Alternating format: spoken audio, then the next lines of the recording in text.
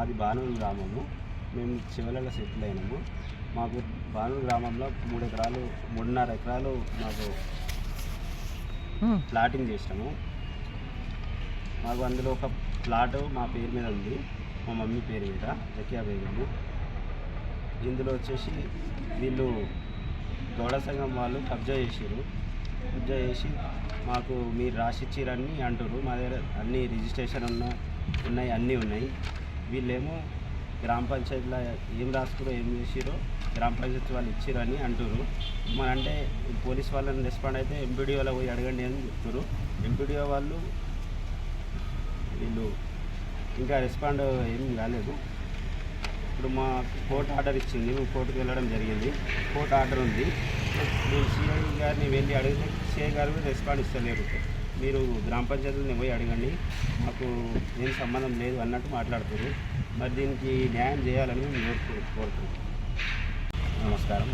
మాకు బానూరు గ్రామంలో survey number 224A 3 ఎకరాల ప్లాటింగ్ చేసినాము. అందులో ఒక ప్లాట్ మేము ఉంచుకున్నాము, ఫ్యూచర్లో అమ్ముకుందామని చెప్పి.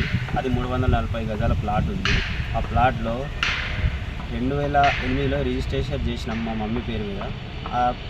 అదే ప్లాట్ని గ్రామ పంచాయతీ వాళ్ళు 2018లో గౌడ సంఘానికి ఇచ్చిరని చెప్తారు.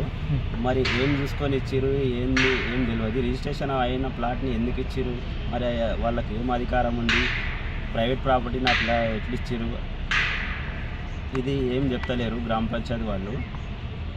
ఇప్పుడు మేము ఇదే విషయం పైన కోర్టుకి వెళ్ళడం జరిగింది. కోర్టు వాళ్ళు మాకు స్టే ఇవ్వడం జరిగింది. అయితే ఇప్పుడు పోలీస్ వాళ్ళను అడిగితే మేము దీనిలో ఏం చేయలేము, మీరు గ్రామ పంచాయతీలో పోయి అడగండి అన్నట్టు మాట్లాడుతారు, ఏం తెలియనట్టు మాట్లాడుతారు.